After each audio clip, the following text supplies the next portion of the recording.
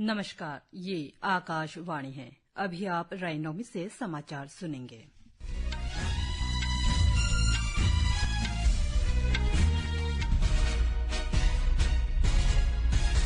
पहले मुख्य समाचार। प्रधानमंत्री नरेंद्र मोदी ने आज असम में कई विकास परियोजनाओं का शुभारंभ किया। श्री मोदी किसान सम्मान निधि की 22वीं किस्त भी जारी करेंगे। लोकसभा की कार्यवाही विपक्षी सदस्यों द्वारा विभिन्न मुद्दों पर बार बार हंगामे के कारण 2 बजे तक स्थगित रहने के बाद शुरू। पाकिस्तानी सेना ने अफगानिस्तान के कई प्रांतों में किए गए हमलों में महिलाओं और बच्चों को निशाना बनाया। अमेरिका, इजरायल और ईरान के बीच जारी संघर्ष के कारण पश्चिम एशिया में तनाव बढ़ा। और मौसम विभाग का कल अरुणाचल प्रदेश, असम और मेघालय में मूसलाधार बारिश का अनुमान। अब समाचार विस्तार से।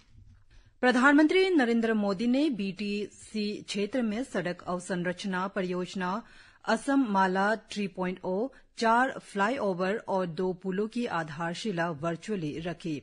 इसी अवसर पर प्रधानमंत्री ने कोकराझार जिले के बसबाड़ी में रेलवे की पीरियोडिक ओवरहॉलिंग वर्कशॉप की भी आधारशिला रखी और 3 नई ट्रेनों Kamakhya Charlapalli Amrit Bharat express, Guwahati new Jalpaiguri express और नारंगी अगरतला एक्सप्रेस को हरी झंडी दिखाई। प्रधानमंत्री ने राज्य के 34 जिलों के लिए 36 नई पुलों की आधारशिला भी रखी। गुवाहाटी में प्रधानमंत्री लगभग 19,680 करोड़ रुपए की कई विकास परियोजनाओं का भूमि पूजन, उद्घाटन और राष्ट्र को समर्पण करेंगे। इसके साथ ही प्रधानमंत्री राज्य के पात्र चाय बागान श्रमिकों को प्रतीकात्मक रूप से भूमि पट्टे सौंपेंगे और 150 मेगावाट की कोपिली जल विद्युत परियोजना को भी राष्ट्र को समर्पित करेंगे। प्रधानमंत्री गुवाहाटी से देशभर के 9.3 करोड़ से अधिक किसानों के लिए पीएम किसान योजना की 22वीं किस्त भी जारी करेंगे। कल प्रधानमंत्री सिलचर में लगभग 23,550 करोड़ रुपए की विभिन्न परियोजनाओं की आधारशिला रखेंगे और उन्हें राष्ट्र को समर्पित करेंगे।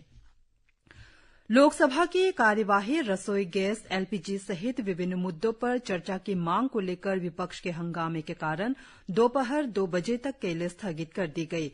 पहले स्थगन के बाद सदन की कार्यवाही फिर शुरू होने पर पीठासीन अधिकारी संध्या राय ने विरोध कर रहे विपक्षी सदस्यों से सदन को सुचारू रूप से चलने देने का आग्रह किया। संसदीय कार्य मंत्री किरेन रिजिजू ने कहा कि विपक्षी नेता संसद परिसर में खाने पीने की चीजें लाकर और व्यवधान उत्पन्न करके अनुशासनहीनता का प्रदर्शन कर रहे हैं। पीठासीन अधिकारी ने अनुदान की पूरक मांगों वर्ष 2025-2026 के दूसरे सत्र पर चर्चा फिर शुरू करने का प्रयास किया, लेकिन विपक्षी सदस्य नारेबाजी करते हुए सदन के बीचों बीच पहुंच गए। शोर शराबे के कारण सदन की कार्यवाही दोपहर 2 बजे तक के लिए स्थगित करनी पड़ी। इससे पहले आज सुबह सदन की कार्यवाही शुरू हुई तो अध्यक्ष ओम बिरला ने प्रश्नकाल शुरू करने का प्रयास किया, लेकिन विपक्षी सदस्य अपने मुद्दे उठाने के लिए खड़े हो गए। श्री बिरला ने कहा कि प्रश्नकाल एक महत्वपूर्ण समय होता है, इसमें सदस्य राष्ट्रीय और क्षेत्रीय मुद्दों को उठाते हैं। उन्होंने कहा कि कुछ सदस्य व्यवधान उत्पन्न कर रहे हैं जो संसदीय मर्यादा के विरुद्ध है। रेल मंत्री अश्विनी वैष्णव ने भारतीय रेलवे की समयबद्धता में सुधार का जिक्र करते हुए बताया कि कुल 77% रेलगाड़ियां निर्धारित समय पर चल रही है। इसके साथ ही रेलवे के 24 डिवीजनों ने 90% से अधिक समयबद्धता का उत्कृष्ट प्रदर्शन दर्ज किया है, जो परिचालन दक्षता में सुधार को दर्शाता है। राज्यसभा में प्रश्नकाल के दौरान उत्तर देते हुए अश्विनी वैष्णव ने कहा कि समयबद्धता का मापन निर्धारित समय सीमा के भीतर पहुंचने वाली रेलगाड़ियों के प्रतिशत से किया जाता है और उन्होंने बताया कि रेलवे ने अपने विशाल नेटवर्क के प्रदर्शन में सुधार के लिए कई रणनीतियां अपनाई हैं। उन्होंने कहा कि रेलगाड़ी समय सारिणी में संरचनात्मक समस्याओं की पहचान और समाधान के लिए आईटी आधारित प्रणालियों और एआई आधारित विश्लेषण सहित उन्नत तकनीकी उपकरणों का उपयोग किया गया है।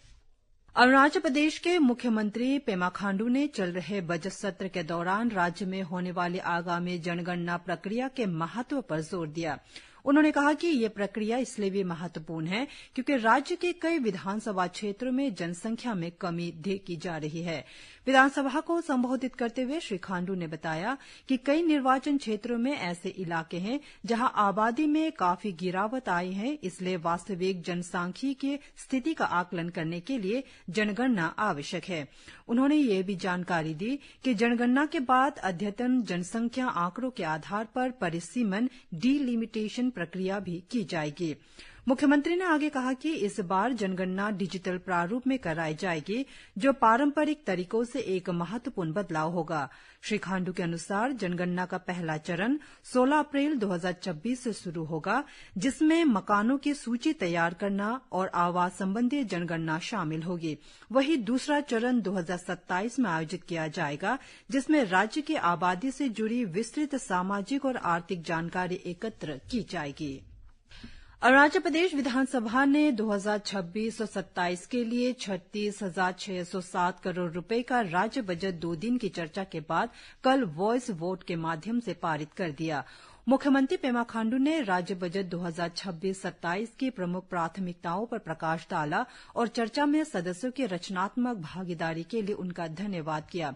उप मुख्यमंत्री चाउना मेन, जो वित्त योजना और निवेश विभागों का भी प्रभार संभाले हैं, ने कहा कि 16वें वित्त आयोग की सिफारिशें राज्य की वित्तीय स्थिति को प्रभावित करेंगी। उन्होंने बताया कि आयोग की सिफारिशों के आधार पर भविष्य में राज्य की आर्थिक योजना और संसाधनों के आवंटन पर असर पड़ेगा।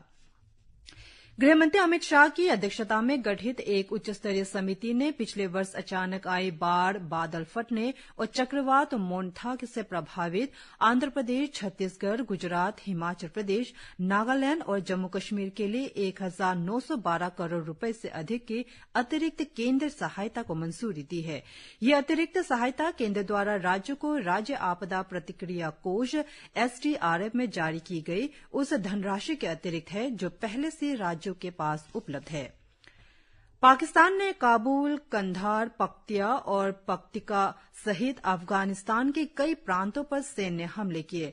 तालिबान के प्रवक्ता जबीउल्लाह मुजाहिद ने आज इसकी जानकारी देते हुए कहा कि इन हमलों में महिलाओं और बच्चों की मृत्यु हुई है। अफगानिस्तान और पाकिस्तान की सीमा पर तनाव बढ़ गया है। तालिबान ने हमलों को अफगानिस्तान की संप्रभुता का उल्लंघन बताया है। प्रवक्ता ने कहा कि पाकिस्तानी सेना ने अफगानिस्तान पर फिर से बमबारी की। श्री मुजाहिद ने सोशल मीडिया पोस्ट में कहा कि कुछ स्थानों पर घरों को निशाना बनाकर हमला किया गया, जिनमें बच्चे और महिलाएं मारे गए। सेना ने रेगिस्तानों और इलाकों को भी निशाना बनाया। उन्होंने आरोप लगाया कि पाकिस्तान के सैन्य विमान ने कंधार अंतर्राष्ट्रीय हवाई अड्डे के पास निजी विमानन कंपनी काम एयर के ईंधन भंडार पर भी हमला किया, जिसमें भंडार में आग लग गई। ईरान, इजरायल और अमेरिका के बीच जारी संघर्ष के कारण पश्चिमी एशिया में तनाव बढ़ गया है। इससे वैश्विक बाजारों में तेजी आ गई है। तेल की कीमतों में भी भारी उछाल आ रहा है, जिससे प्रमुख अर्थव्यवस्थाओं को आपूर्ति बनाए रखने के लिए आपातकालीन भंडार का उपयोग करना पड़ रहा है। ईरान के अधिकारियों ने चेतावनी दी है कि यह संघर्ष लंबे समय तक चलने वाले युद्ध में बदल सकता है, जिससे वैश्विक अर्थव्यवस्था को काफी नुकसान हो सकता है। तेहरान ने कहा है कि होर्मुज जल धमरू मध्य पर उसका अभी भी नियंत्रण है और उसने अमेरिका और इजरायल से जुड़े आर्थिक बुनियादी ढांचे को निशाना बनाने की धमकी दी है। बांग्लादेश ने खाड़ी क्षेत्र में बढ़ते तनाव के बीच ईंधन ला रहे अपने जहाजों को होर्मुज जल धमरू मध्य से सुरक्षित गुजरने देने का ईरान से अनुरोध किया है। ऊर्जा मंत्री इकबाल हसन महमूद ने कल कहा कि बांग्लादेश ने ईरान से अनुरोध किया है कि वे होर्मुज जल धमरू मध्य से ईंधन और ऊर्जा उत्पाद ला रहे बांग्लादेशी जहाजों को सुरक्षित आने दे। मौसम विभाग ने कल अरुणाचल प्रदेश, असम और मेघालय में तेज वर्षा का अनुमान व्यक्त किया है। छत्तीसगढ़, विदर्भ, पंजाब, पश्चिम बंगाल के गंगेय क्षेत्र, सिक्किम और उत्तराखंड में तेज हवाओं के साथ वर्षा हो सकती है। मध्य महाराष्ट्र, अरुणाचल प्रदेश, असम, मेघालय, मराठवाड़ा, नागालैंड, मणिपुर, मिजोरम, त्रिपुरा और राजस्थान में भी कल ऐसी ही स्थिति रहने की संभावना है। वहीं हिमाचल प्रदेश, कोंकण और गोवा में लू चलने की आशंका है तथा गुजरात में गर्म और उमस भरा मौसम रहेगा। प्रधानमंत्री नरेंद्र मोदी ने ईरान के राष्ट्रपति मसूद फेजेस्कियन के साथ पश्चिमी एशिया की गंभीर स्थिति पर बातचीत की सोशल मीडिया पोस्ट में श्री मोदी ने कहा कि उन्होंने तनाव बढ़ने और नागरिकों की मृत्यु तथा सार्वजनिक प्रतिष्ठानों को नुकसान पहुंचाने पर गहरी चिंता व्यक्त की। इसी के साथ ये समाचार बुलेटिन समाप्त हुआ। नमस्कार।